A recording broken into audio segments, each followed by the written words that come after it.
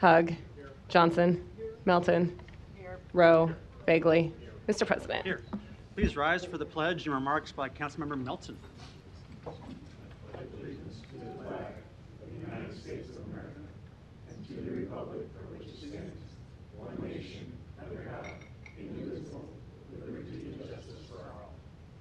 Everybody, please have a seat. And actually, I'm just going to take my time today to, in remembrance and in honor of John Christensen, our former chancellor of the University of Nebraska at Omaha, who passed away this last week. John was an absolutely wonderful man who loved this community, and he actually was the first chancellor of UNO that actually was a graduate of UNO. And I think that speaks very highly for how much he loved the university, how much he loved the students that attended there, and our community as a whole. I mean, some of the things between 2007 and 2017, in the decade that John served as chancellor, he was responsible for building the Baxter Arena, the Barb White's Community Center that so many of us use, not just the students at UNO. But he was also so very generous with his time and his care and concern for our community that after his retirement, we asked him to serve on the building commission.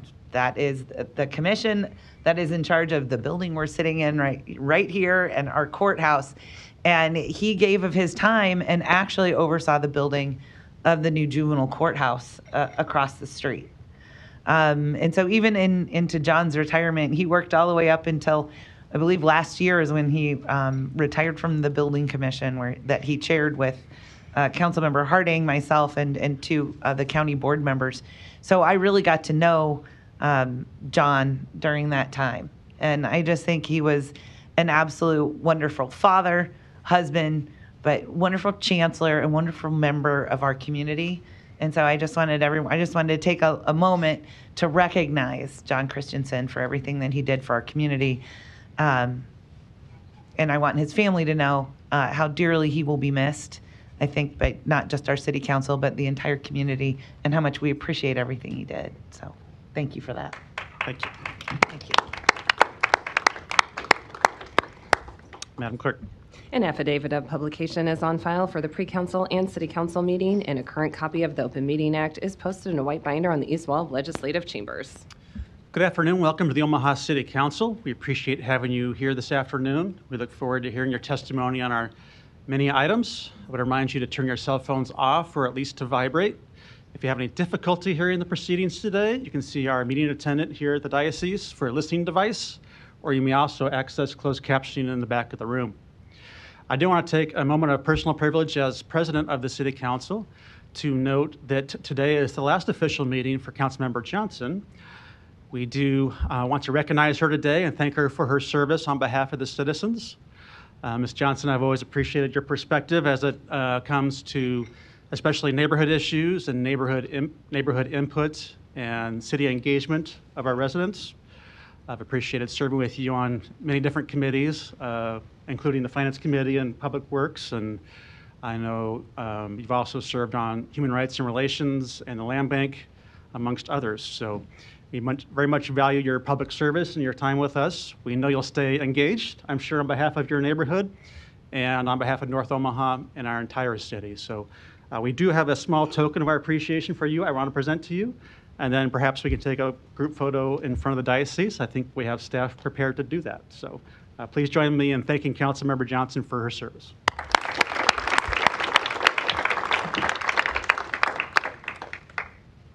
Thank you, Mr. President. Come down in front. If Councilmember want to join.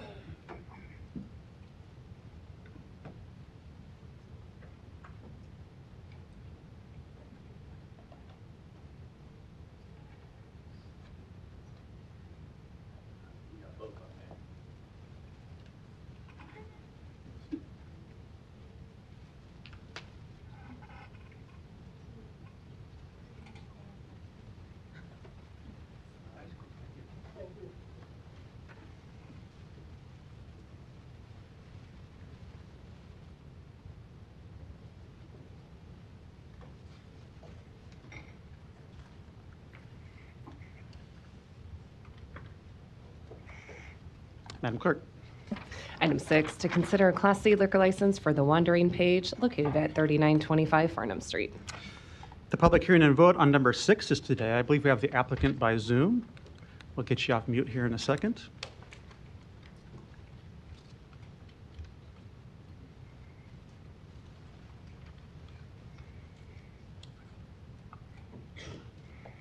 Maybe a few seconds.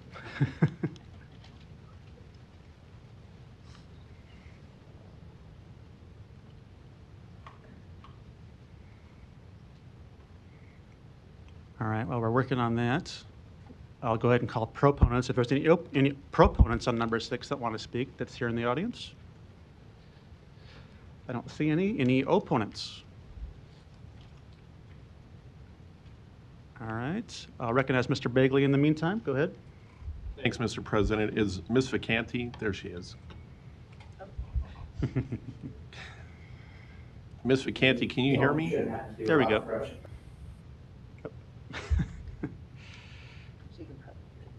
Okay. Well, hopefully she can weigh in, but Hello? Good afternoon. This is Councilman Begley. Can you hear me okay? I have no sound on my end. Okay. Well, Ms. Vacanti, as she's trying to get her sound together, I can feel for her because I would have to call my kids to fix that. But we had a nice chat, and this is in Blackstone. It's an old yoga place, and she's going to serve pastries and coffee and tea and seltzers and wine and some mixed drinks. It's right next to a great ice cream place in Blackstone. And I think her hours are going to be Monday through Friday from 8 to 10 p.m. and then on Saturday and Sunday from 10 a.m. to 10 p.m. And you can go read a book, you can have a drink or some pastry. So it's going to be a great addition. And I know Blackstone is excited to have them, and so is Councilmember Danny Begley. Can you hear us now, Ms. Vacanti? I hope that was a good promo for her, but it's going to... Third time. Yes, I can hear you now. All right. All right, the meeting's over. Sorry we missed you. No, He just said I'm a bunch of kidding. nice things about you. I'll let you do your promo. Just, I touch on the things we talked about on the phone. We had a nice conversation. You want to just tell us what I probably didn't miss, but just cover what your business is going to be for the Wandering Page? Yes, we are going to be a bookstore, coffee shop, and lounge in Blackstone, right next to Coneflower. And we're just trying to create a space for everyone, whether it's a student trying to study, a mom with their kids, just whoever likes coffee, drinks, pastries. Terrific. And your hours I covered were Monday through Friday, 8 a.m. to 10 p.m. Is that correct, if I remember right? That is correct. And then Saturday and Sunday from 10 a.m. to 10 p.m. All right. You helped me out, and I think we got everything covered. I'll make a motion to support this, and I'll look forward to stopping in. I wish you the best of luck in Blackstone. Thanks, Mr. President. Thank you so much. Thank you. Motion and a second to approve. I'll actually close the public hearing now, too. And then, Ms. Vacanti, did you give us your address? If you can come back off mute for that. Do you have her address on record for the Zoom? Okay, we've got it. Yeah, it's 3925 Farnham Street. All right, thank you. There was a motion and a second to approve. Roll call. Harding. Hug. Johnson. Melton. Rowe. Bagley. Mr. President. Yes. Motion passed 7-0. Thank you. Good luck. Item 7, to consider a Class IK liquor license for Abraham Catering, Lauritz Gardens, located at 100 Bancroft Street. Public hearing and vote on number 7 is today. Proponents, please.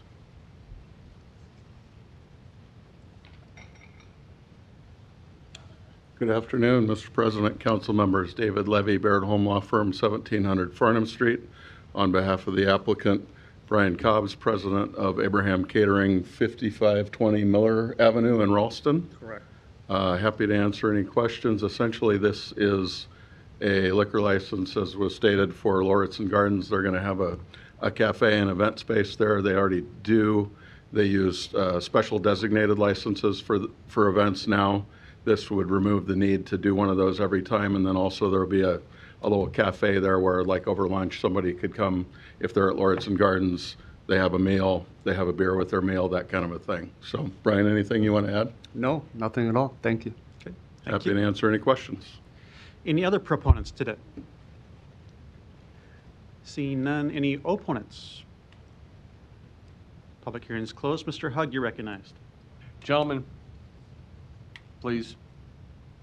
I had to wait for you to get all the way back to your seats. We should have sat down up here. Yes, sir. Timing.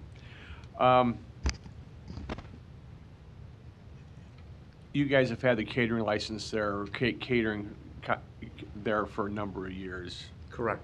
And I used to live very close by, and my wife and I used to walk over there frequently for lunch when we were members of Lawrence and Gardens. When we moved, we no longer were members. I've tried to go back there for lunch, and because I was not a member, they would not let me in. Now, I've spoken to the new director about fixing that, because I would like to be able to come back there and not necessarily have to buy a membership to enjoy lunch there. The lunches were always good. We always had a good time. Thank you. I'm happy to see that you will be staying on there. Thank you. Keep up the good work. Thank you. Appreciate it. Thank you. Is that a motion? Yes, that's a motion. Second. A motion to approve and a second. Roll call. Harding. Hug. Johnson. Melton. Yes. Rowe. Bagley. Mr. President. Yes. Motion passed 7-0. Item 8, to consider a liquor license addition and deletion application for Berry and Rye located at 1105 Howard Street to add a basement area and delete the second floor from the licensed premises. Public hearing and vote on number 8 is today. Proponents, please. Hello, council members. My name is Ethan Bodlid. I'm the owner of the Bear and Rye. My address is 12977 Hamilton Street, Omaha, Nebraska. This is a removal of another business that was on the second floor that I used to own and had sold a few years ago, and then addition for some storage in the basement that we store alcohol in. Okay. Here to answer questions if you have them. Thank you. Any other proponents today? Seeing none, any opponents? Public hearing is closed. Motion and a second to approve. Roll call. Harding. Hug. Johnson. Melton. Yes. Rowe. Bagley. Mr. President. Yes. Motion passed 7-0. Item 9, to consider a liquor license addition application for Rocco's Pizza and Cantina located at 1302 Mike Fahey Street to add an outdoor patio. Public hearing and vote on number 9 is today. Proponents, please.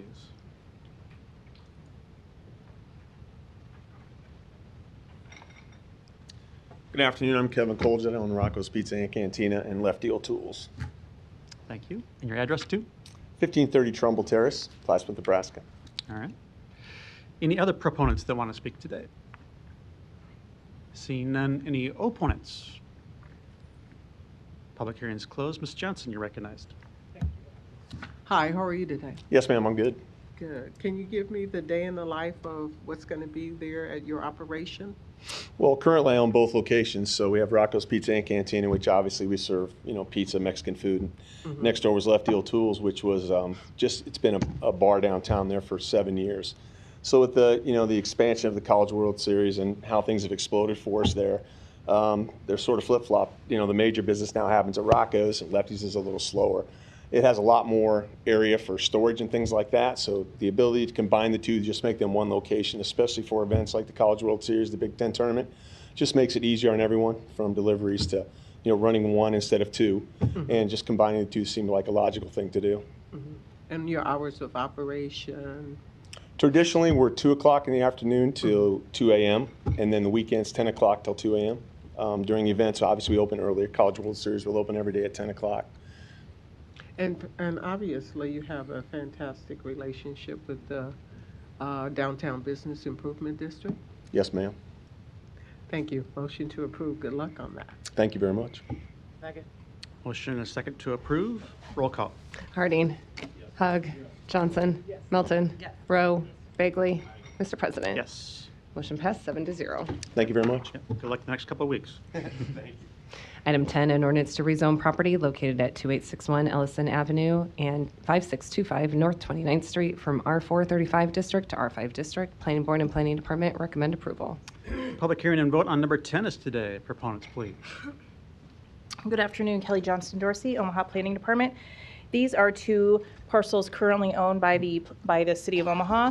Later on the agenda, you will see a purchase agreement for the proposed sale of these properties to Holy Name Housing.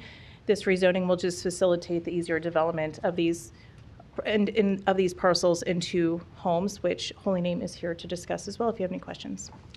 Thank you. Matthew Cavanaugh, Holy Name Housing Corporation, 4324 Fort Street. Happy to answer any questions, but As Kelly said, we'll be acquiring these lots. They're being rezoned prior to the sale just to facilitate the redevelopment. Each will have a single-family home built on them. Happy to answer any questions. Thank you. Any other proponents today? Seeing none, any opponents? Public hearing is closed. Ms. Johnson, you're recognized. Thank you. Mr. Cavanaugh? Good afternoon. How are you? I'm good. How are you, Councilman? Good. Good. Just a point of information, just for the record. When will we begin construction on this? These ones will most likely be in our next round of workforce housing, which would start early in 2026, early next year. Okay. All right. So hopefully they'll hit the market maybe this time next year, a little later summer. So 2027, maybe they would be complete? Hopefully before that, but possibly, yeah.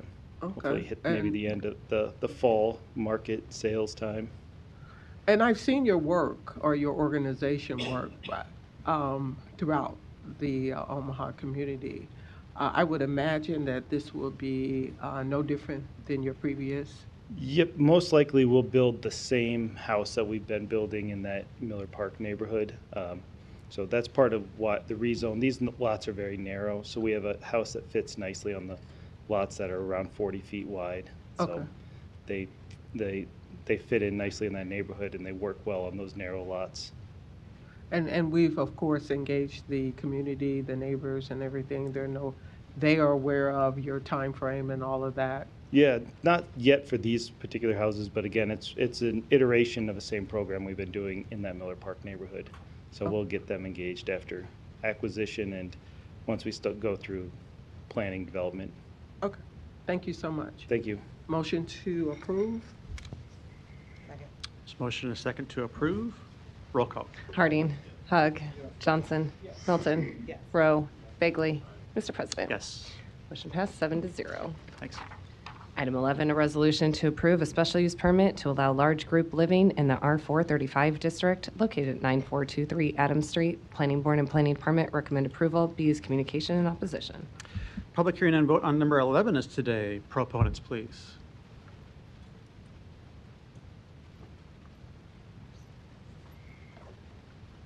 Hello. Julie Harding, 9423 Adams Street. Katie Block, 9423 Adams Street. We have both been in healthcare for many, many years. We recognize the need for more assisted living. So we are here to answer any questions that you have on the in-home assisted living that we are planning on doing. Okay. Thank you. Any other proponents today? Seeing none. Any opponents? I think we have. Is there not? Yeah.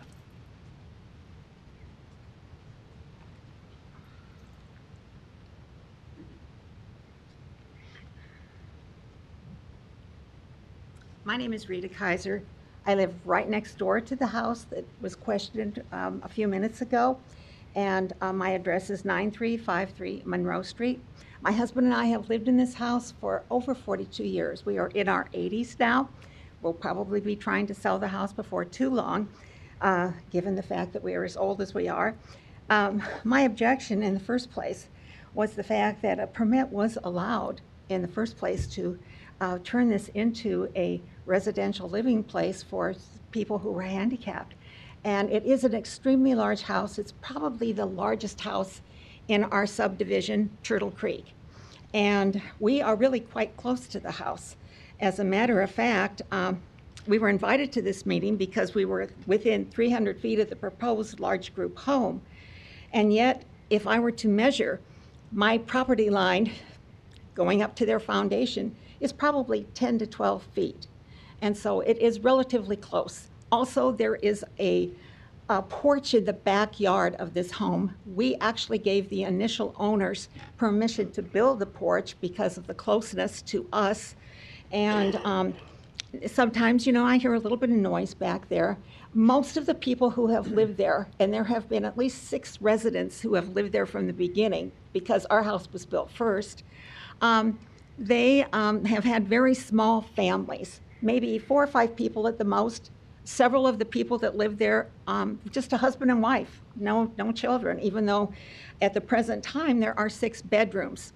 As I understand it, there is a need for them to expand and have more bedrooms. And so they will need to modify the home to accommodate more of the disabled residents. And it would seem to me that 10 bedrooms, and I don't know if they plan to have bedrooms for the caretakers as well, which would be additional. I'm not certain about that. It seems excessive to me. It would seem to me that 4 or 5, 6 bedrooms maybe. We have in the city of Omaha approximately 10 houses that are run by the state. They are state funded and they are group homes, but they don't have more than 5 or 6, maybe 7 at the very most bedrooms. We have one actually about 3 blocks from my house. It's a duet house. It used to be called Encore. And that home has 5 beds. And so I guess I question the need to have more group homes in my development. It would seem to me that some of these homes should be placed in a mixed area where there's both commercial as well as residential. As far as I can perceive, our home is in a strictly residential area. It would seem to me also that there would be maybe some problems with parking. It would seem that, I don't know, people coming and going perhaps, visitors, guests, whatever, on Adams Street, which is really quite a busy street. It would make it difficult if they park along the side where the house is located for me to go around and get into my driveway. Because a lot of the cars at the bottom of our hill, I think it's Jefferson Street, zoom up the street very, very quickly. There's a slight hill. It is hard for me to see down that hill when I am turning around cars trying to get into my driveway.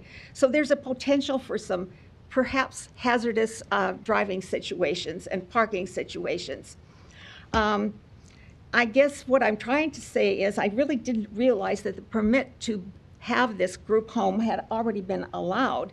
So my main objection today is having 10 residents, 10 bedrooms, just because the house is so big that it can somehow accommodate it. I assume they're going to maybe use the basement. I'm not really sure. I've been in the home a few times when it was up for sale. Like I said, I think we've had about 6 parties who have lived there over the years. And so I really am concerned about the size, the number, the fact that we will have to learn to deal with this. It may affect the sale of my home someday, possibly. I have talked to a real estate agent because we possibly will move in the near future. And he said that if people know there's a group home next door to them, they might be less apt to want to buy my home or not to pay me what is the current value of my home. So that is in the back of my mind also, probably because we are getting older. That is basically what I wanted to tell you today, and if you have any questions, feel free to ask me. Great, thank you. Are there any other opponents that want to speak today? Seeing none, I'm going to close public hearing. There are some lights on, so stay close. Okay. Mr. Hugg, you're recognized. Well, obviously, this is in my district, and yes, I have received a number of emails in opposition to this.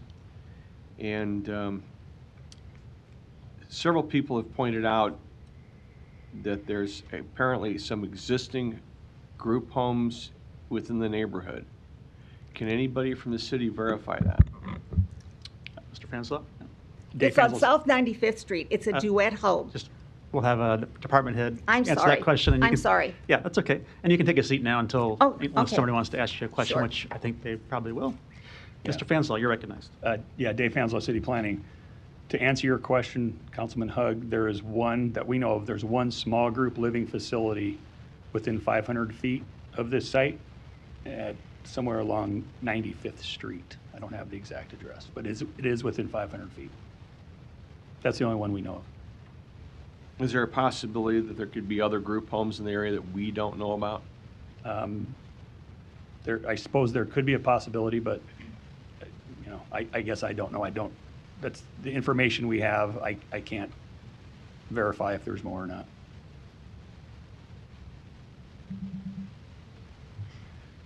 Okay, well, I guess that's all the questions I have for now. Thank you. Okay, Ms. Melton. Yeah, I have a question for you, Mr. Fansla. It states in here, since this is a special use permit, and it says to allow for large group living, it's stated in here that it is for memory care and dementia patients. If we approve this, could that be changed to maybe a reentry, or, you know, could the people the residents that will be living there change? Or is that something that this council could control using the special use permit? Yeah, Dave Fanslow, City Planning. I would say that their operating statement says who the residents will be, and if approved, that's what they have to operate as. So no, I don't, it's my opinion that no, they wouldn't be able to change out who is using the facility based on their operating statement that, if approved, would be part of that process. Okay, and I think that's important based upon the parking and everything else, that because if they're having memory care patients, obviously, who can't drive, they're not going to have the amount of cars and coming and going that you would for maybe another residential home purpose. So I think that's and if the owners, do you have anything else that you wanted to add? I'll give you an opportunity for a minute or two. So it is an assisted living that is memory focused. So none of the residents will be driving, and our staffing ratio is going to be based. It's based on how many people are living there, and for every 4 to 5 residents, it's going to be 1 staff member. So it'll be 2 to 3 staff members at any given time. We'll have 5 parking spots. There's a 3-car garage, and we'll have 2 extra parking spots that are not on the road. So we'll have enough parking spots for the staff members at all times. And that will have enough also for extra family members that want to come and stop by that's also not on the road. We'll have a private chef that will be grocery shopping daily, so we won't have commercial vehicles coming in. There won't be a food delivery truck. It's not going to be like a big nursing home. It's going to be very much like a residential living home. It's not going to look like a nursing home. It's going to have a very pretty yard. It's going to look just like it always has. No more different than if it was a home with 6 kids that were teenagers driving their cars. You know what I mean? It's going to look like a house, and we're going to very much treat it like a house. I currently own a home care business in town. I have 120 employees. I respect people's homes and wishes. I have employees in town now, and I want to make sure that we respect what people are doing. So we want to make sure that we continue to do that. Mm-hmm. Okay, thank you. That's why I wanted to make sure what we are approving today and what you're doing is we could hold you to that. We will also have to follow DHS guidelines. So once you guys approve us, we still have to go through the Department of Health and Human Services and follow their guidelines with everything else that we set up. We have to get the fire and health, very strict. the sprinkler Yes, they are. Very systems. We strict. have to get everything set up through them and follow everybody's guidelines before we move forward with even our construction. So. Yes, I've dealt with the HHS on the child care end, and I'm sure they're just as strict on your end. Thick of everything, and we have to go by. I'm so. familiar with Yeah, that binder, yeah. so Yeah. thank you. Yes, of course. Thanks, I have nothing further. Thank you. Mr. Hug. Would the owners come back up, please? Oh, sure, of course. So this is not your only facility?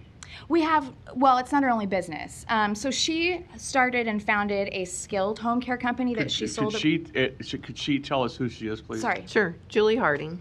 Okay. I actually owned Home Nursing with Heart that was in Ralston. I sold it and then partnered with Katie to be able to do this. And then I own Way to Stay Home Care, which I founded about 8 years ago, and I still own that. So that's a home care business in Omaha. And what's that model? Do you go in other people's homes? We currently go in other people's homes, yes, with caregivers, that we can take care of them in home. Mm-hmm. Okay, do either one of you have any specific past experience running a memory care facility like the one you're proposing today? This will be a first time for us, but we both went and got our administrator license through the state, through the college. So we are, and she's a nurse, so we have experience with what we're doing. But you don't have any experience running a facility like the one you're proposing? Not this particular facility, but we've been in long-term care for my whole career. I've worked in assisted livings, nursing homes. And I appreciate that, Mhm. but neither one of you have any experience running a facility like the one you're proposing today? Not in No. the home, no. Okay, thank you. Yes. Thank you. I don't see any further lights. Is there a motion? I There's a motion to deny. And there is no second. I think that dies of a no second. Is there another motion? Motion to approve. Second. Motion to approve and a second. No further lights. Roll call. Harding. Hug. Johnson. No. Melton. Yes. Rowe. Bagley. Mr. President. Yes. Motion passed 5-0. Thank you. Oh, sorry. Motion approved 5-2. Item 12, a resolution to approve the Atrium Multifamily Tax Increment Financing Redevelopment Project Plan located at 7270 Cedar Street in an amount up to $3,596,808. Public hearing and vote on number 12 is today. Proponents, please.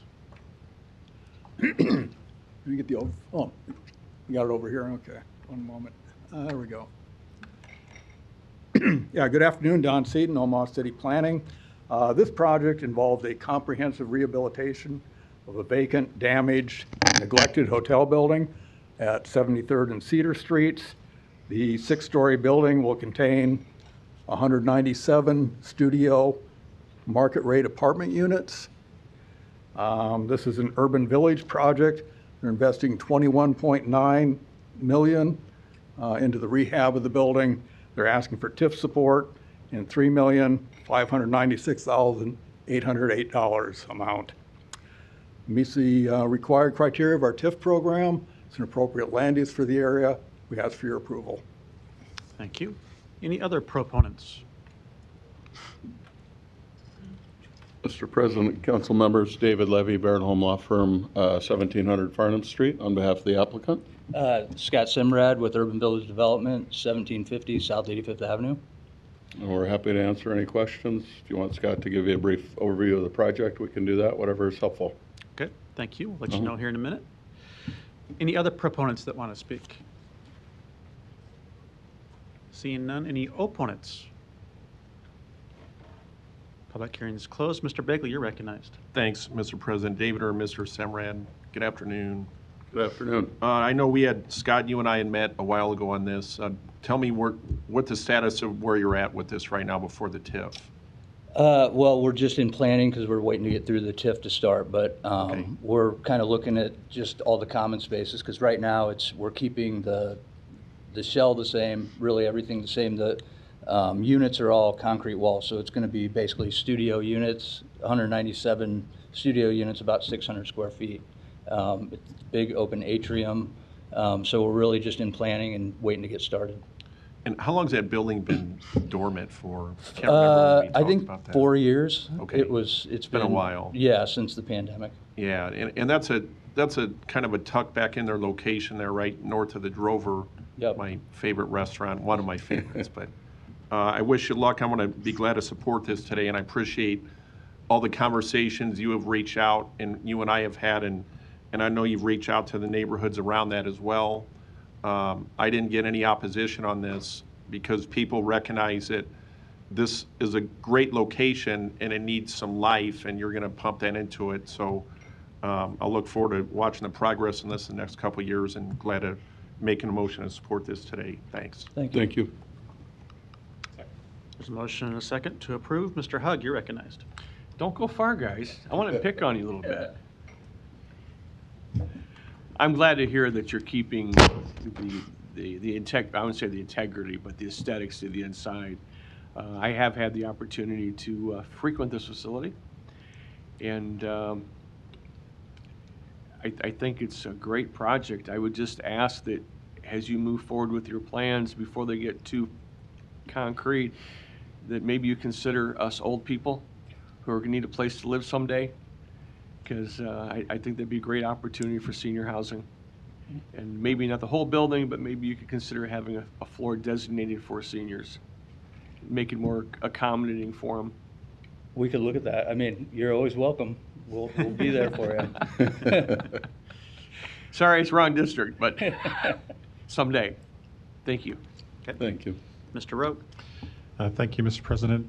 Thank you, Scott, for taking the risk and putting a package together for this property. I know you're excited about this project, and I'd like to hear a little bit of that excitement. What intrigues you about this building and Well, kind of gets you up and going every day? Yeah, I mean, it's like a botanical garden in there. There's these giant skylights, and we really want to just bring the outdoors inside. We're looking at doing a lot of different things with that space in there, tropical plants. There's a lot of really cool things that can happen. So with this project, what I'm most excited about, I mean, the units will be very nice. They'll be usable, but I think because of the way the building's set up, we can create a lot of community in there and a lot of places for people to congregate that are living in the building, not just with the atrium space, but we're looking at programming other spaces. We're going down this road of health and wellness for it, so we're looking at yoga rooms and fitness, and we haven't dialed it all in yet, but that's kind of the direction we're headed.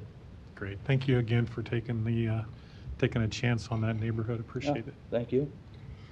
Thank you. There's no further lights. There was a motion and a second to approve. Number 12, roll call. Harding. Hug. Johnson. Melton. Rowe. Bagley.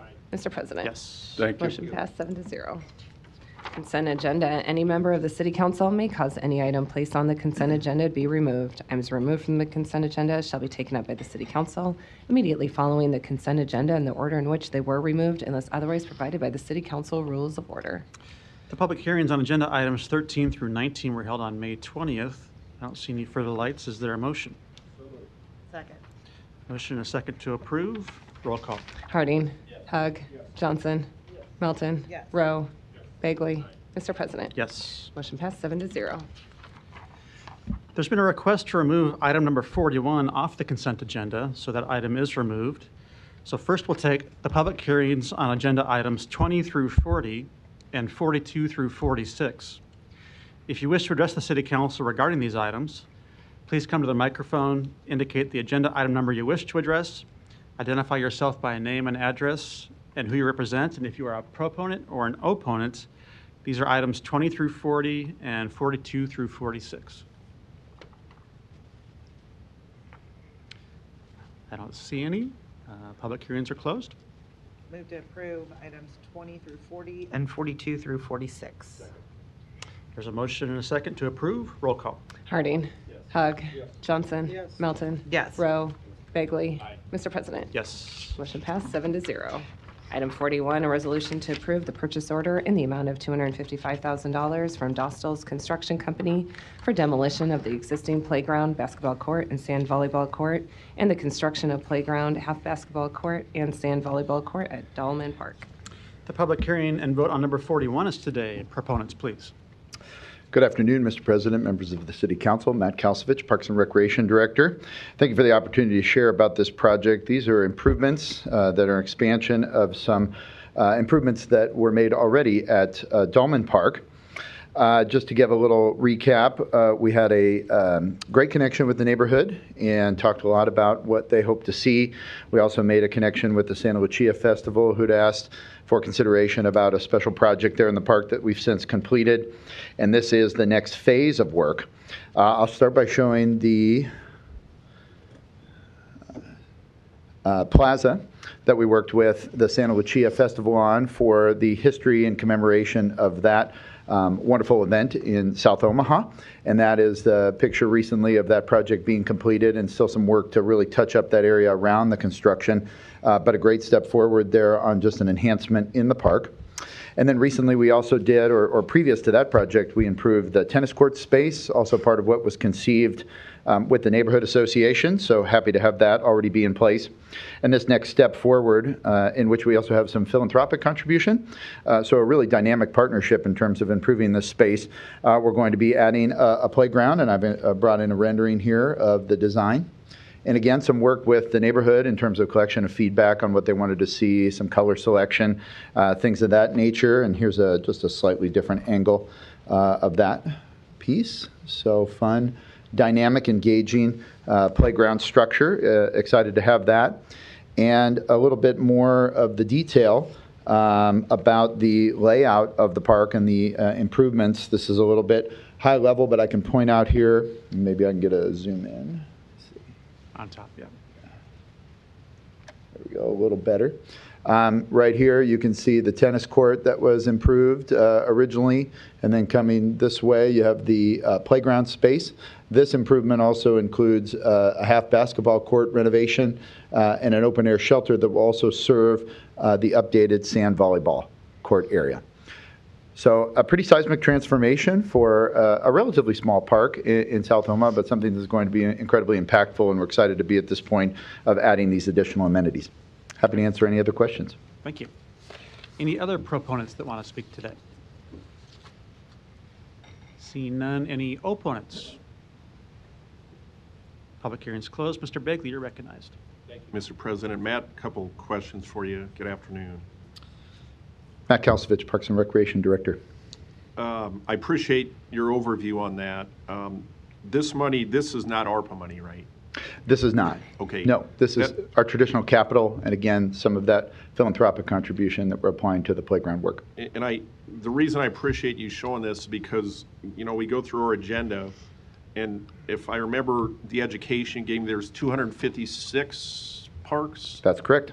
I think there's 22 in my district. So this one is, you covered Santa Lucia and the neighborhood engagement that was done, which is terrific. And that's if people have a chance to go down there, it really is a beautiful park. The outlet you can see to the east, it's got a beautiful view. And I think it's important just to recognize that in our council meetings, to show what is being done. It doesn't happen overnight. The engagement's been there with the community down there, I know, in Little Italy. And the partnerships, can you talk about the private partnerships we have just in general with this? Absolutely. Well, again, not being from Omaha originally, I rely on the neighborhood and the people who have been here for a long time to fill me in on the history, and this location and this park and the development of it does have a unique history. So we're excited to be part of enhancing that and bringing it into a new era of enjoyment. But yeah, oftentimes when we're doing projects and we're looking for partners, we have some of those in the philanthropic community that are anxious to contribute in certain places and in certain ways. And this way to engage youth in a different way, to bring things into a modern era, to use the space that is limited, but I think we put together a design that offers a lot of opportunity for people right in that area, neighbors and others who might be attracted to that park because of those amenities. It's going to be something that I think is going to serve people in that new dynamic way for many years to come. Yeah, I appreciate that. And I know there's a lot of development that's happened in the last few years down there that is continuing to go on just to the south at the old Grace College location down there. Parks are what make Omaha one of the many things that make us a great city. And a $255,000 investment here, it's a tremendous investment in that community. It's much needed, and I'm glad to support this today. Thanks, Matt. Thank you for recognizing that. Appreciate it very much. Thank you. Is that a motion? Motion and a second to approve. Roll call. Harding. Hug. Hug. Johnson. Melton. Rowe. Bagley. Mr. President. Yes. Motion passed 7-0. Thank you for your support. Thanks.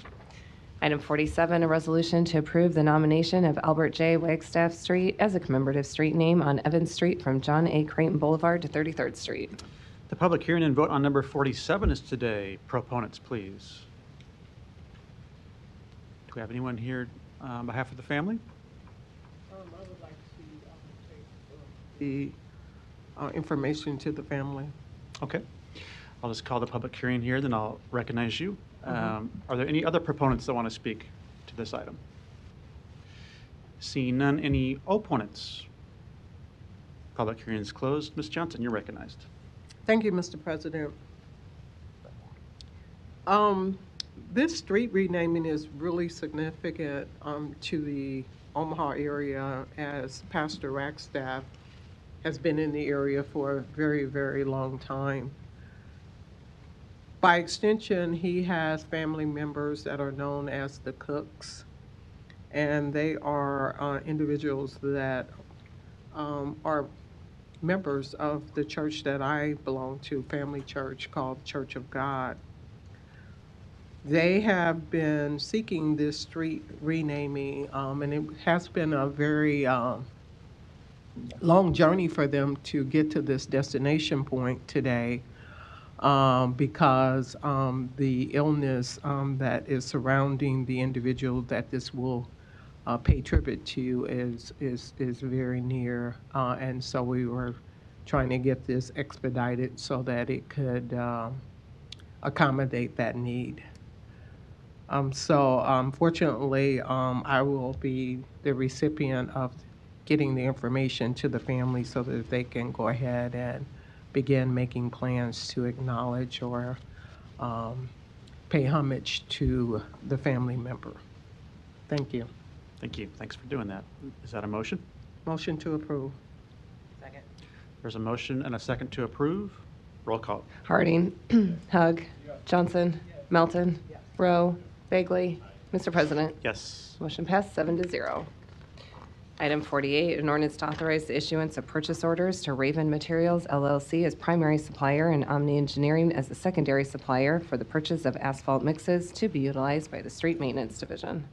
The public hearing on number 48 is today. Proponents, please. Seeing none, any opponents? Public hearing is closed.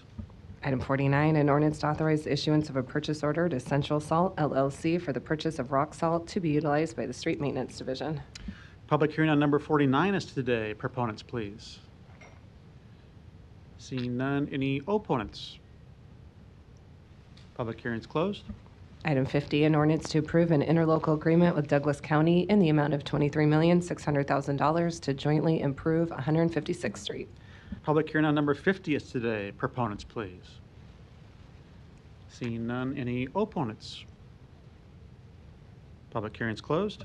Item 51, an ordinance to approve the Atrium Multifamily Tax Increment Financing Redevelopment Agreement. Public hearing on 51 is today. Proponents, please. Oh, yeah, good afternoon, Don Seaton, City Planning. I'm available for any questions you may have. Thank you. Any other proponents? Seeing none, any opponents? Public hearing is closed. Item 52, an ordinance to approve the 2214 Florence Boulevard Revitalization Tax Increment Financing Redevelopment Agreement.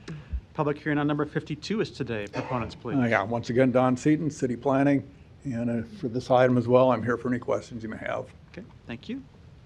I am Ryan Deering with Giant Rocks Construction, 2014 Ingberg Road, Papillion, Nebraska. I'm here for any questions you may have. Okay, thank you. Any other proponents on number 52? Seeing none, any opponents? Public hearing is closed. Item 53, an ordinance to amend Section 23-177 of the Omaha Municipal Code by changing the salary for the employment classification known as Tree Trimmer 1. Personnel Board recommends approval. Public hearing on number 53 is today. Proponents, please. Clary Anderson, Human Resources. Chelsea Ship, Human Resources.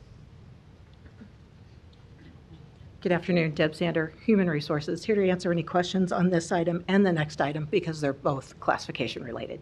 Okay, thank you. Any other proponents? Seeing none, any opponents? Public hearing is closed. Item 54, an ordinance to amend Section 23-177 of the Omaha Municipal Code by changing the salary for the employment classification known as City Clerk. Personnel Board recommends approval. The public hearing on number 54 is today. Proponents, please. Seeing none, any opponents? Public hearing is closed. Item 55, an ordinance to approve a one-year maintenance services agreement with Image Trend for the Omaha Fire Department. The public hearing on number 55 is today. Proponents, please. Seeing none, any opponents? Public hearing is closed. Item 56, an ordinance to accept and authorize disbursement from a grant award in the amount of $300,000 from the City of Omaha Police Foundation, Inc. to hire one full-time threat assessment coordinator position. The public hearing on number 56 is today. Proponents, please. Seeing none, any opponents? Public hearing is closed. I may just have the police department come down. I know we talked about this morning, but I think this is a new position that we're discussing here, and I'm supportive of it, but I think it's just important that we discuss it a little bit in the meeting here. I'm given what it'll do for our community and also the next item. Yep. Yes, sir. Lieutenant Out, the Omaha Police Department. Just in regards to this position, we've got adult threat assessment team that's community-based and also school-based. threat assessment team. And what we're hoping to accomplish by having this position filled is someone who can fully devote themselves to the threat assessment process, mitigating strategies, working with the community partners that we're all working with, really dive into these cases of potential threats that we're worried about. I'm dealing with one side, Lindsay Kroll, our head of the, who oversees all our mental health co-responders. She oversees the adult side, the adult team processes, and we have periodic meetings, but we don't have anyone who can fully devote themselves to follow up and coordination, communication, and everything in regards to these cases. So we're really behind on our meetings that are either biweekly or monthly, and this would just really help us dive in and hopefully prevent potential problems that could arise. Mm-hmm. And be based at the Real-Time Operations Center, the position? Where the location would be, still have to work that out as far as where it would be. I don't think it would be at the, I don't think it would be there, but okay. Just finding the appropriate office space for it. Okay. It looks like 2 years worth of funding by the Omaha Police Foundation. Yes. Great. Yeah, we appreciate them doing that. Yeah. All right. Thank you. You bet. Did you want to address it too? Yeah. Good afternoon, Lieutenant Alan Straub with the Omaha Police Department. The other part of that grant for the Real-Time Operations Center is us assisting Public Works in purchasing servers for their cameras citywide. It's to help them expand their camera network, which in then turn helps us with the operations center. Okay. Got it. Thank you. So there's two parts to that grant. One is the threat assessment, the other one is for us assisting Public Works. Okay. Yeah, yeah, thanks for that clarification. Yep. Thank you. Thank you. Ms. Johnson, you're recognized.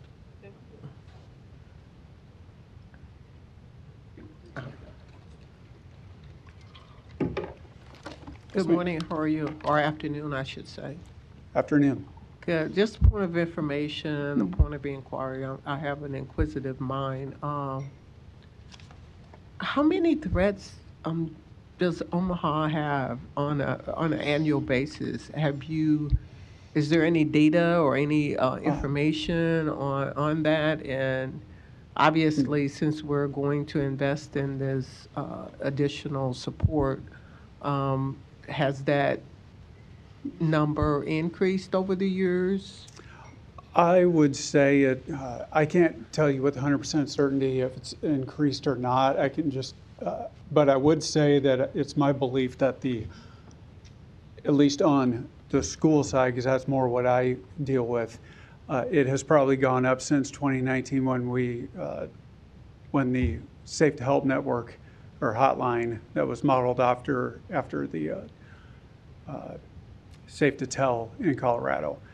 Since that has come out and parents have become aware, that's where a lot of our initial threats information comes in. I'd say that the schools are a little more aware, staff is a little more aware. We are trying to be a lot more proactive in regards to investigations, getting to them early. But then there's the ones that where maybe it's not necessarily a threat, but it's someone's displaying behavior that's concerning, and we're trying to prevent it from getting to that point. So it's kind of a complicated question there. We've got there's a lot of moving parts in regards to whether it's an active threat or whether we have threatening or potential concerning behavior that we are trying to not have it get to that level, if that makes sense. I'm sorry. Yeah, it does. And that brings me to the point of, I know that I've seen dashboards that indicate threat levels. Do you guys do that kind of communication? Well, as far as what we're trying to hopefully get from this is we're more community-based, what I'm involved in, which is a supplement to the schools teams. And usually if there's something that we're discussing that affected the school, it's probably already gone through a school threat assessment that was rated as a high threat on their criteria. Okay. Thank you. Okay, thank you. I don't see any further lights. Next item. Item 57, an ordinance to approve an amendment to an agreement with the Behavioral Health Support Foundation and the Omaha Police Foundation to extend the term of an agreement to December 31st, 2027, and to hire one full-time mental health crisis co-responder position at the Omaha Police Department. The public hearing on number 57 is today. Proponents, please. Seeing none, any opponents?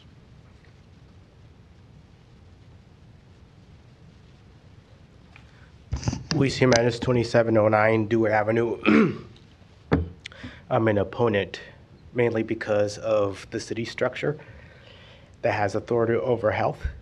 The city health director is the county health director, and I rarely see her involved in dictating public health since the pandemic and since you guys wanted to avoid a lawsuit from the governor.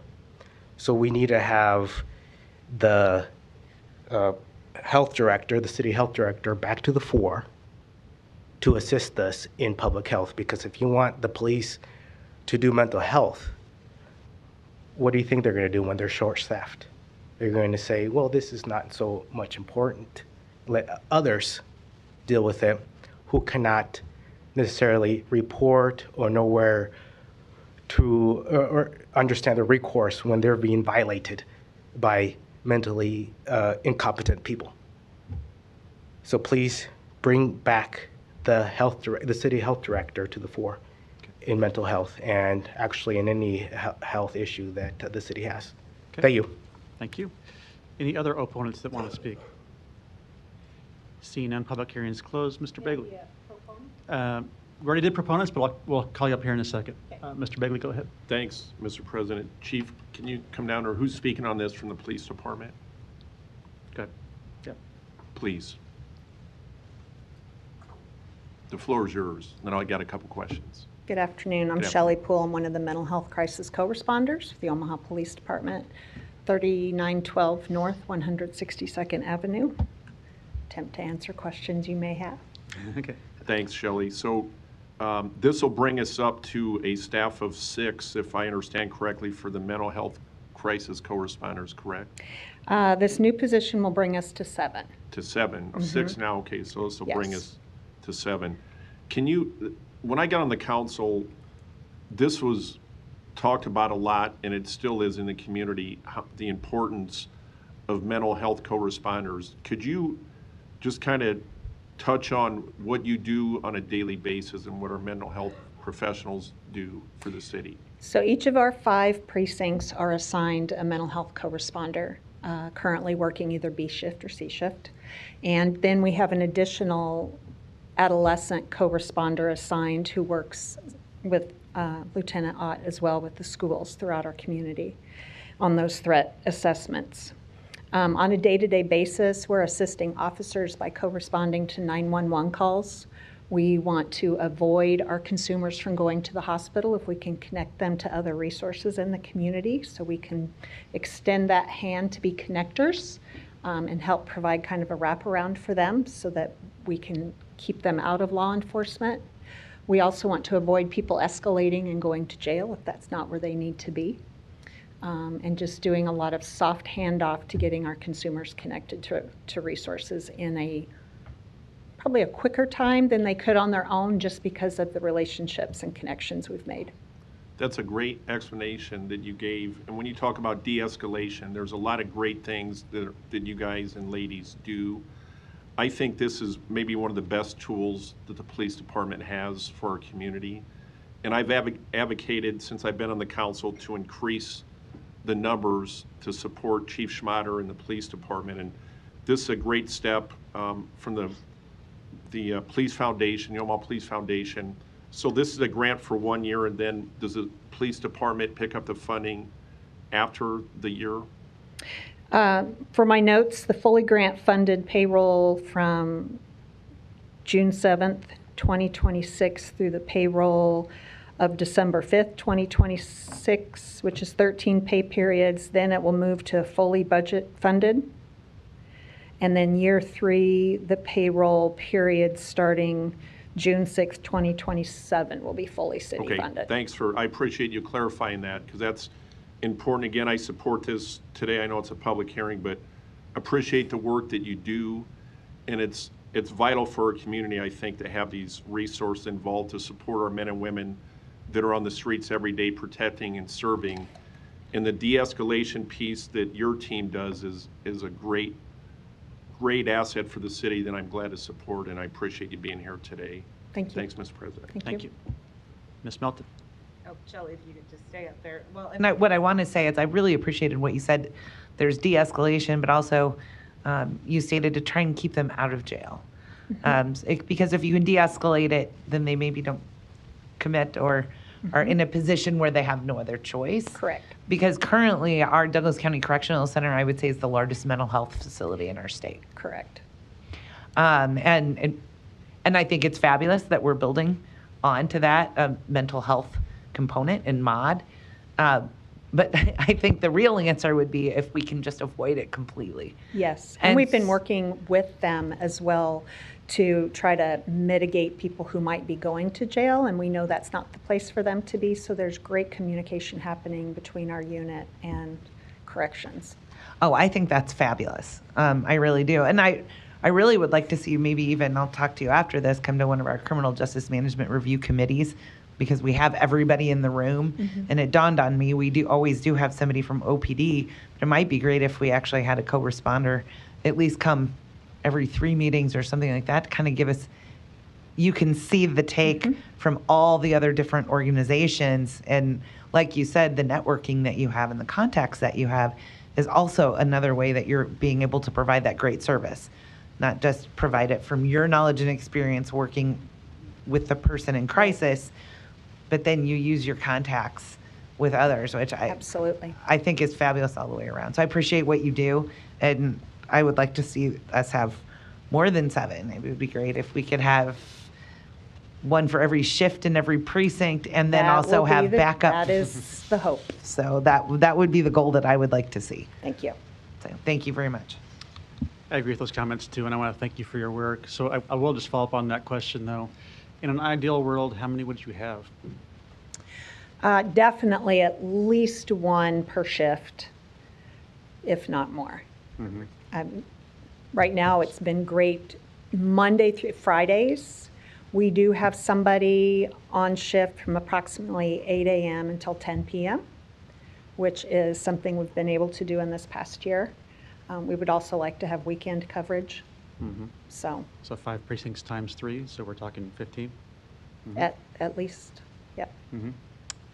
I think it is important, and I'm glad you mentioned the phasing of this into the city budget, because I am thankful for philanthropy for getting this started for us, and for the Behavioral Health Foundation in particular for continuing their support that we're seeing here today. But I think it is very important this becomes just part of the city budget. It is something the city should be doing and sustain for a long period of time, as we consider this an important component of, I think, a broader perspective on behavioral health that I think our community is poised to take some big steps on in the next year or two. So yeah, thanks for your work. Thank you. I don't see any further lights. Next item. Item 58, Albertson Towing appeals the rejection of their bid from February 26, 2025 for towing services, accident, and violation for OPD. This is a bid rejection appeal number 58. It's not a public hearing, but first we'll hear from the bid appealer if they're in attendance here, and then we'll hear from the city, and then we'll see if council members have questions. So please come down.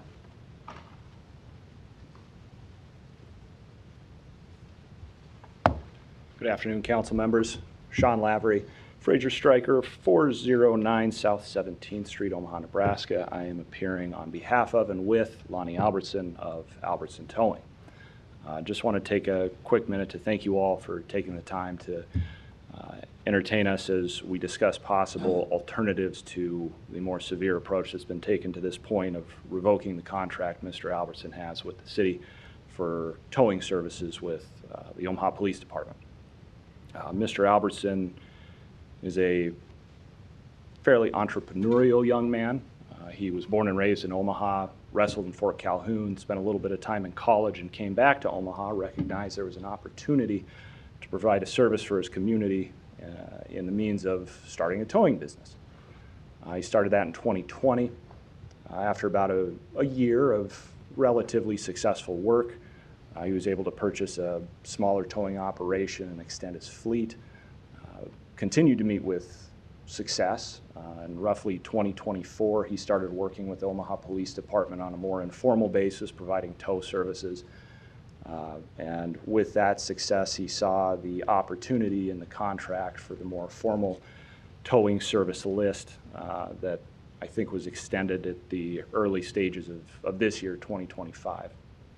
He bid, and that bid was awarded to Mr. Albertson amongst a number of other towing services. And upon receiving that bid, he had an opportunity to hire a couple additional employees to work as drivers on his behalf.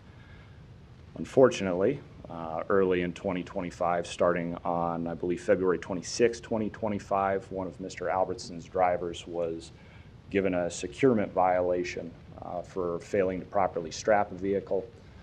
Mr. Albertson was made aware of that violation and took immediate steps to remedy the issue. He placed the driver on suspension and then undertook additional training steps to include a full day of in-person training that Mr. Albertson provided to that driver. He also met with the entirety of his staff to review safety procedures and protocols.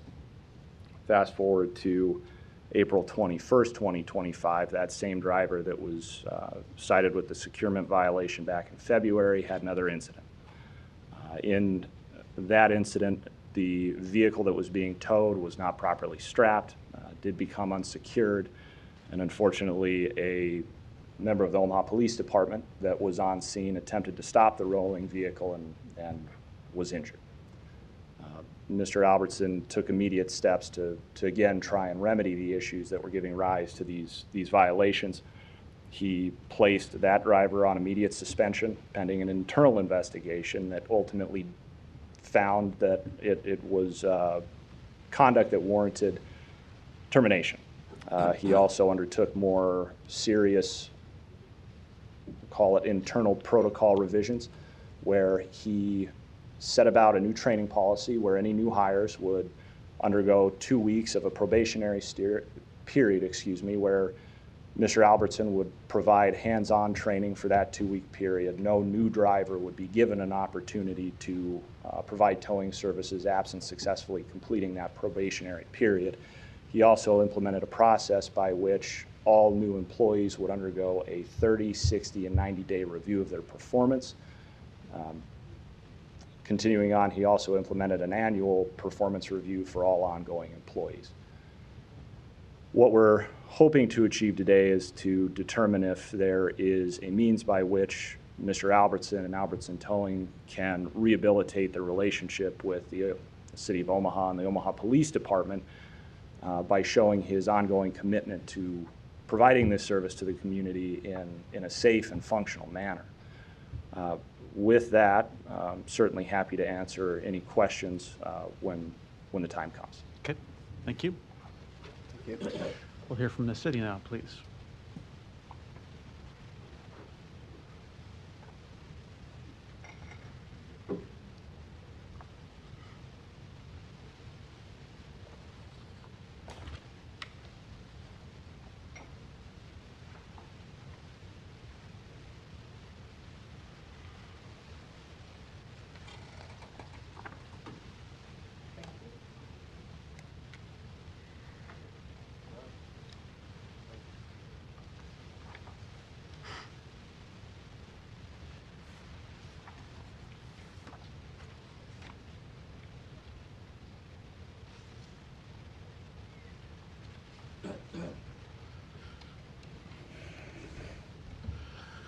Bernard Indenbush, Deputy City Attorney. With me today are Captain Jen Russell from the Omaha Police Department and Reginald Johnson, who's the manager of the vehicle impound lot. Just by way of background, since the middle of 2024 approximately, when the city canceled its previous tow contract, the Omaha Police Department has been using a list of towing companies instead of using a single one, working our way through a list and on an on-call basis. That worked well. The police department felt the response times were better, and so they wanted to make the change moving forward. As a result, they put out for bid vehicle impound towing. The first time it happened, they ended up having to cancel the bid and restart. So ultimately, they put out a bid, CI 2025-0026, Addendum 1 Towing Services. And the purpose of that, and it's actually on your agenda today for first reading, was to create a list of bidders for the various types of tows that they do, and basically we'll take the best bids for a certain number of each category, and those companies would then be called when those tows were available. Albertsons Towing is one of the various tow companies that did submit a bid, and they had been on the list of approved tow companies before that. We are now at a point where we are looking at actually moving forward with awarding of a tow contract, which is for a period of 3 years, and it would create a list of tow companies, and that's where we are. We've not actually awarded any bids previously to Albertsons. They've been on the list of people. They've done tow work for us for a period of time. The concern is there have been 3 relatively very significant incidents in the past 3 months, or in about a 4-month period, the last of which resulted in a potentially career-ending injury for an injury to an Omaha police officer who had a vehicle that was being towed run over his legs. What I've provided to you is a copy of information relative to the 3 instances in 2025 and the concerns about their performance. The first instance, which occurred on January 24th of 2025, is a concern that they obstructed traffic and did not appropriately clear debris off the street. And you'll see that they were originally notified of their suspension from the towing list. They did respond quickly on page 3 of that particular document. You can see they apologized profusely. The response was certainly appropriate. They took responsibility for their actions and put their driver on probation. And very shortly thereafter, they were reinstated. Unfortunately, approximately 1 month later, Albertsons driver brought in a tow to the impound lot, and I've included pictures that you can see of a pickup truck where they failed to secure the front and rear tires of the pickup truck. Now, fortunately, nothing bad occurred. The truck did not come unhooked, which is the risk when you're towing a vehicle that isn't properly secured. As a result of that particular notice, the driver was suspended from providing tows for the Omaha Police Department. Once again, the next day, Albertsons responded, very apologetic, put the driver on a 30-day probationary period, and fortunately, no one was hurt in that particular instance. The response was obviously very similar to the one we received a month before. Unfortunately, about a month and a half later, we have this last instance where an Albertson driver failed to properly secure a vehicle and engaged in some unsafe towing procedures. And as a result, we did have an officer who attempted to stop the vehicle that was rolling down the street, being run over and having both of his legs injured. And I've included the police report that indicates that that occurred. Albertsons again responded very quickly and used a similar form letter as to what we have seen before. And I think at the end of the day, the Omaha Police Department appreciates the tenor of the apologies that they've received, but the concern is, in less than 90 days, we have 3 very serious instances, all leading to suspensions. And based on this history, we're now faced with the awarding of contracts to a variety of towing companies based on the bids. And based on that the failure to perform and the concerns about their continued performance, the police department felt it was appropriate to reject their bid because of their recent past history. They've obviously been apologetic in their communications, but frankly, we haven't seen the changes that we would like to see in the conduct.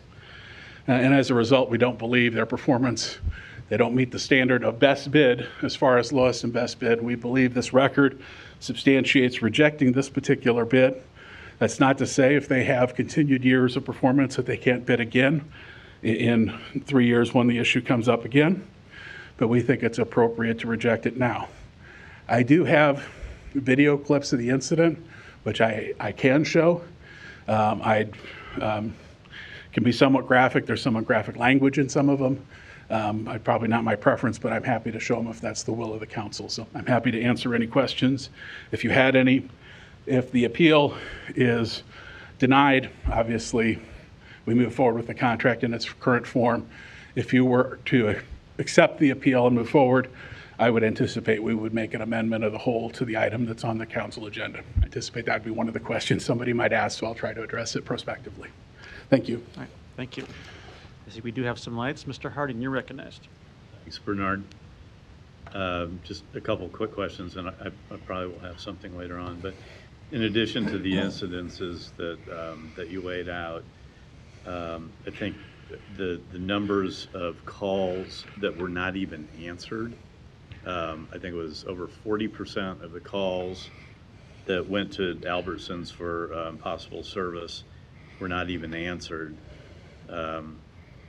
And on 9 times, which they can do, they rejected or turned down the opportunity for the Certainly. tow. But I'm assuming over 40% of calls not even answered is probably a pretty high percentage compared to others, because I think the immediacy or the immediacy of the need for the towing services is something of great importance to the police. I think you're absolutely correct that the expectation is that vehicles will be on site in less than 30 minutes. And so obviously people not answering calls puts that in peril. I think it's fair to say that that percentage was substantially higher than what we saw across the other tow companies that were performing similar services. Okay. So in addition to these incidences, as well as the taking into the non-responsiveness really of the contractor, I mean, it almost gives you the impression that, and with the kind of almost form-like responses, as genuine as they may have been in their apologies, it just doesn't seem like this has been operated in a professional manner, and the potential for injury to others, police or the public, is concerning. Yeah, I mean, obviously those issues are raised by Mr. Johnson in one of his communications to them, and those are significant. Obviously, the one that's most significant is the critical injury to the officer that we had most recently for an event that reoccurred less than a month, Right. Approximately a month or a month and a half after a similar incident by the same driver. How many tow companies would this leave us with? Oh, I think we have the full complement depending on the category, and I believe they were and I mean full complement, I believe it's 18, and they were in the category that did kind of the basic tows. So again, if you were to sustain the appeal, and we would need to amend the document, ultimately one of the other companies would get knocked off. Okay. The back end. They would get knocked off. Does Yeah. that automatically move someone up? But it Yeah. sounds like, Well, Albertsons would be included, and whoever's at the bottom would get knocked off. okay. All right, thank you. Yep. And that's because of pricing, Bernard? Yeah, okay. Mr. Bagley, you're recognized. Thanks, Mr. President. I have a couple questions for Mr. Albertson or his attorney.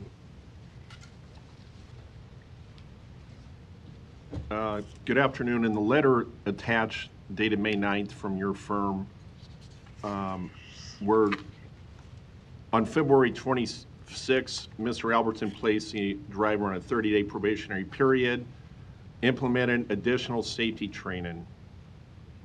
I'm curious what that safety training was. We got 2 incidents within 2 months. So do you want to walk me through what that safety training entails? Assuming Mr. Albertson's comfortable describing that process, he and I have spoken about it, but I would leave it to him to describe those additional steps he took. Okay, I would be curious to hear what that is. Okay, first off, the first incident was a driver. And then Lonnie, just your name and address for the record, too. Lonnie Albertson with Albertson Towing, 5501 North 153rd Ave. Thanks. The first incident was a driver that blocked extra lane of traffic. I made sure to tell him right away. I went and showed him where he messed up, and then I made him draw how he would do certain tows at certain intersections and how not to block traffic. And then I took him out with me for the next 24 to 48 hours, and he watched me do all the tows and seen all the safety things that I do, the extra safety chains. Can I, if I can, I don't mean to interrupt you, but let me stop you there. You did this after that incident. Did he not, do you not provide this training before that? No, I did. I just had to redo all the training because first thing that a driver does is get put in a truck with me for a week to 2 weeks, and then they get put with my second best driver. Then they usually start to tow with the second best driver after I've released them to that they were safe driving the vehicle, and then the second driver usually drives with them for another week.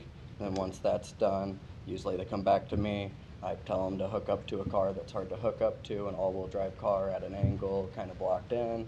As long as they can do that, under pressure with me watching them, successfully throw dollies. Everyone's trained that as soon as you touch a car, you're to put straps on it. And then the second incident, I put the guy on probation. Let me stick to the first one.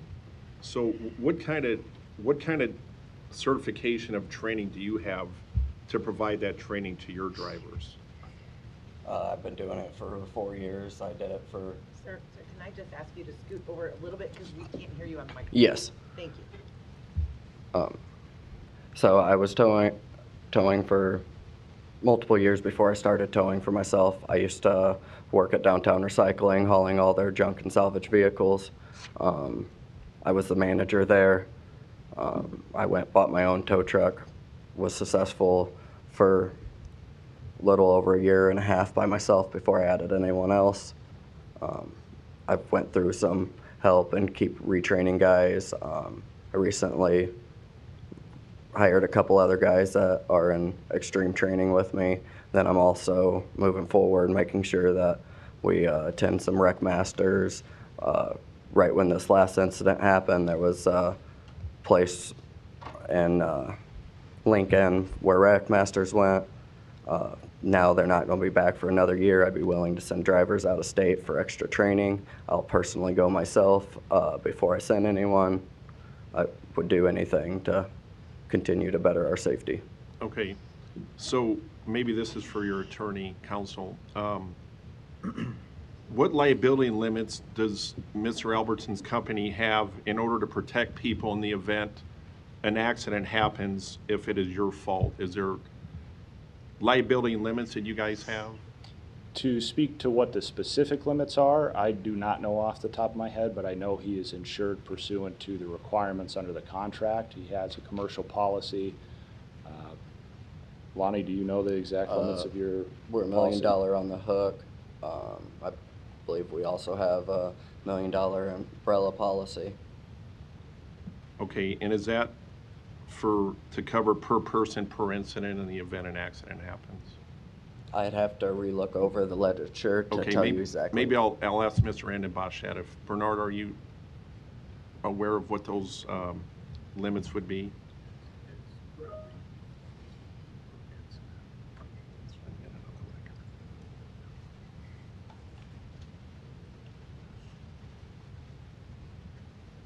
Bernard Andenbosch, Deputy City Attorney. I'm looking at the specs for the bid that's before you, which I think is consistent with what we would have requested beforehand. It looks like it's a $300,000 certificate of insurance that's needed in order to comply with the contractual requirement. Okay, is that per person per incident?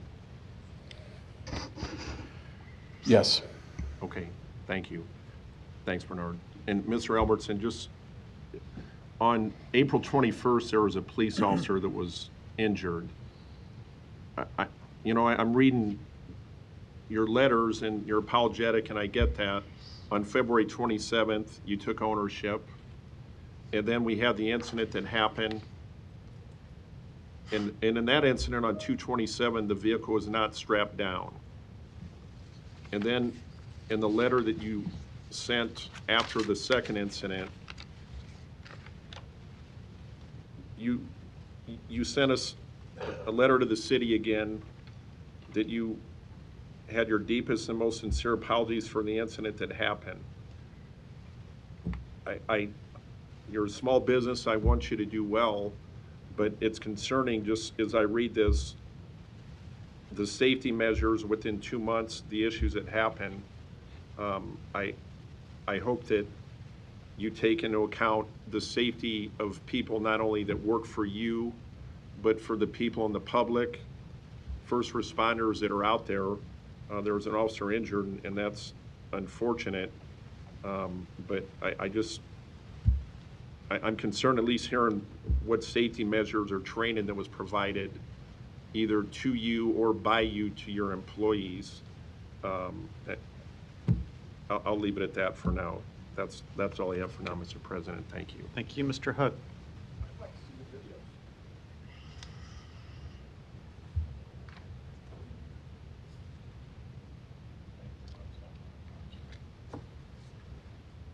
All right. While he considers that, there are some other lights. Should we keep going while he prepares those? You're the president. It usually takes a minute just to do that. I did have the opportunity to review them myself previously. But why don't we skip ahead for a second? Mr. Harding, go ahead. Sure. Actually, I just have a couple quick questions while that's being loaded up. For Mr. Albertson, how many trucks do you have? I'm just going to go on this side. I have 3 that are on the road and a 4th one about to be on the road.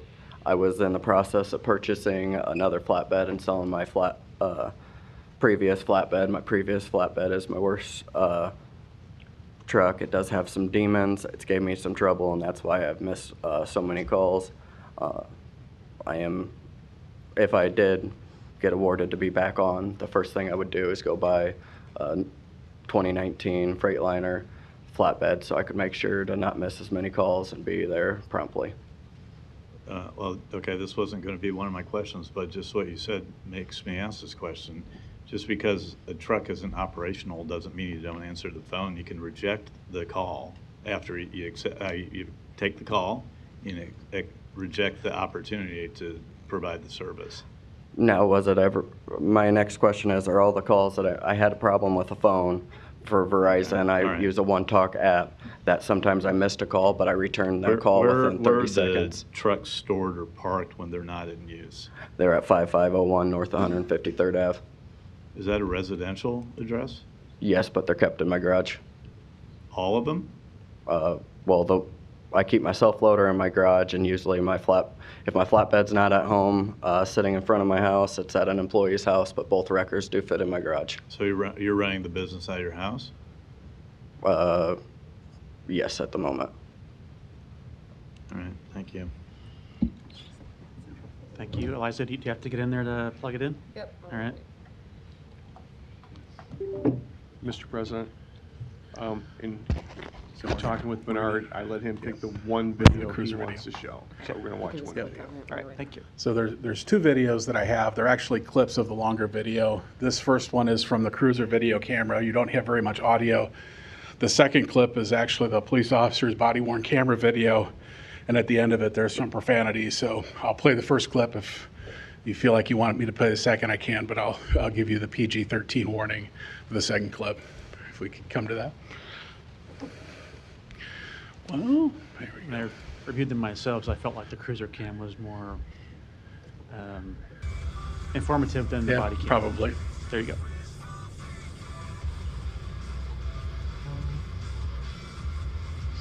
And Officer Eric, the one who was struck, is the gentleman with the bald, who's bald.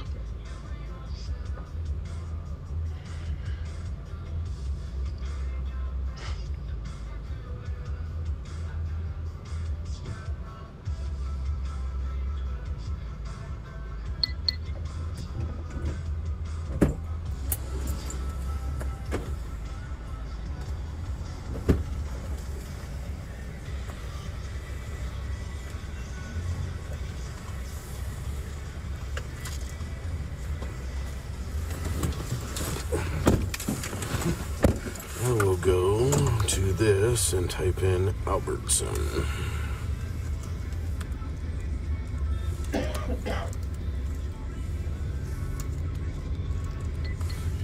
And then I'm gonna reprint this for him so it's got him listed on there.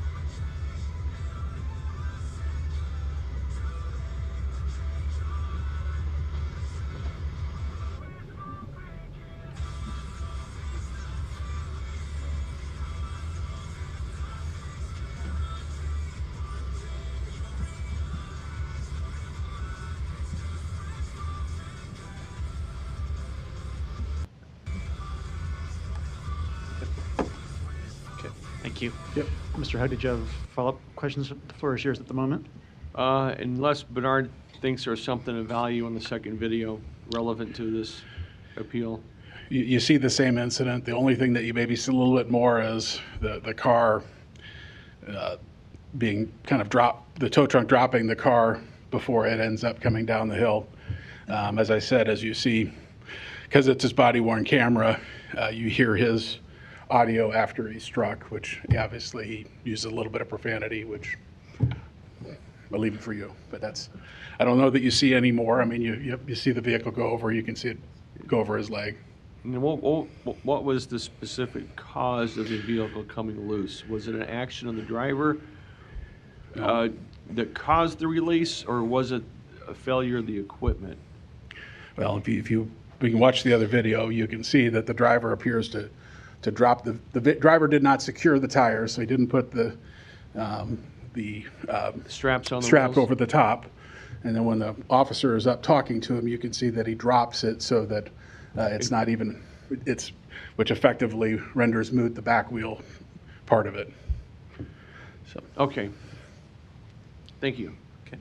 Thank you. Ms. Melton, you're recognized. Thank you. I think, I guess I'm very concerned with the training of the driver. I understand maybe having employees that need to have more training, but my biggest concern also would be too, if we allowed Albertson, if we did not uphold the rejection of their bid, another towing company that didn't run over an officer's legs, that hasn't had any of these problems, is going to be kicked off, and they won't be allowed to have a contract. So, because that's how it works. We only have so many bidders, and I think that's what Bernard had said. I think that this is very problematic, and I think for the safety of our officers, because it's our police officers that are also calling the tow truck. So it's our first responders that are going to be there, and they will put themselves in the way of a car that's rolling down the hill so it doesn't hit somebody else or hit somebody else's vehicle. They will put themselves in the line of danger, and we saw that here, the loose car going down the hill. That officer didn't hesitate to run after that vehicle to try and stop it, because that's what they do. I think that this history, I don't believe that the training was enough, clearly. The training that was done, potentially we need professional training. I do hope that as a small business, Albertson Towing can maybe figure out what they need to do to become more successful, but I guess I'm not going to do it at the expense, number one, of another business, and number two, not when we have 3 instances in such a short period of time. January, February, April. I just think that that's too problematic to be using taxpayer dollars and putting our first responders at risk. So that'll be the reason that I'll uphold the rejection of the bid. Thank you. Ms. Johnson. The attorney. Hi there. Do we have 2 events that we're looking at? There are 3 events. The Okay. 2 events that were specifically addressed were the events that occurred after the bid was awarded. And I say the 2 events that were specifically addressed by me. Okay, and was there 1 driver or 2 drivers? The original event in January that preceded Mr. Albertson being awarded the bid involved 1 driver. The 2 subsequent events in February and April respectively were the same driver. So we had 3 events. 1 driver was the same on 2 events. Correct. Okay, thank you. Thank you. Mr. Indenbosch, just one question for you too, if you're able to come back down. Yeah. So I don't disagree with the analysis of council members here, and I can understand the concern of the police department for not making the recommendation to be included in what is now a contract proposal on first reading here. If the bid is in fact, or if the appeal is in fact denied today, I guess my question is there any middle ground to get them into better standing over time? And my understanding is that would be at least 3 years, right? Correct. There is no sub-bid or middle ground. I mean, obviously, you're either awarded the bid or not. Certainly, if they had 3 years of good performance, this is a 3-year contract. I think there's 2 one-year options, but it's a three-year contract. If they were to perform well in that period, they certainly would be eligible to bid again and demonstrate a clean safety record for a period of time, which, if that were the case, I think would be sufficient to have included them. Okay. So that'd be 3 years from now would be the earliest time frame. Yeah. Okay. I don't think I see any further lights. Is there a motion? Motion to deny the appeal. Mr. Hug, is your light on? Okay, there's a motion to deny and a second. Mr. Hug, you're recognized. I see we have our management from the impound here. I just want to ask them if they have anything to offer, any comments you want to make. Be welcome. I'd welcome you up to the podium. I do not. Yeah. I'm sorry to make you come all the way up to say it, but I did want to, I did see you here. I did want to acknowledge you were here, and I assume this is the captain of the unit. Yeah. Yes. So Reginald Johnson, manager of the Omaha Police Department Impound Lot, 7809 F Street. Captain Jennifer Russell, Omaha, please. Okay. So again, for the record, thanks for walking all the way down here. But neither one of you have anything to offer or any comments to make at this time. I do not. I thought it was a thorough job done by the attorney, so nothing else needs to be said. Well, let me deviate from the issue, if I may. Certainly. So if you could just give us a very brief opinion of how you think the new contract's working? Yes, I'm extremely impressed with the new contract. Indeed, I thought it was something we should have done quite some time ago, quite frankly. I think that the current companies that we have who have performed or have been performing for us since we started this have been doing pretty well. Not only that, there have been some, quite frankly, there have been some companies that we've also, Albertsons wasn't the first one. There were several companies that have been rejected as a result of bad performance. So this is something we are acknowledging, we're recognizing, we're doing something about, quite frankly. Well, I'm excited to see it happen, and I want to thank you both for the wonderful job you do at the impound, and thanks again. Thank you. Thank you. Thank you. There's a motion to deny the appeal in a second. Roll call. Harding. Hug. Yes. Johnson. I need a yes or no. I don't have anything on file. It's not valid unless.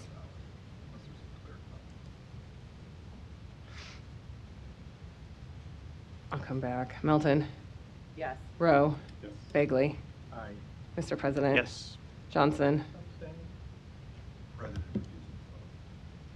Okay. Motion passed 6-0. Thank you for your testimony. Thank you. Item 60, there was a request to withdraw. Your request to withdraw number 59. We do need a motion and a vote, yep. Is there a motion to withdraw? Second. Motion and a second to withdraw at the request of the appealer. Roll call. Harding. Hug. Yes. Johnson. Melton. Rowe. Bagley. Mr. President. Yes. Motion passed 7-0. Non-action items, items 61 through 102, do not require public hearing or city council consideration at this meeting, but will be placed on a future agenda for public hearing and/or vote. The reason for non-action is noted after the item on the agenda, as well as the date the item is expected to appear on agenda for consideration. Is there a motion to adjourn? Roll call. Harding. Hug. Yes. Johnson. Melton. Yes. Rowe. Bagley. Mr. President. Yes. Motion passed 7-0. Meeting is adjourned at 3:40.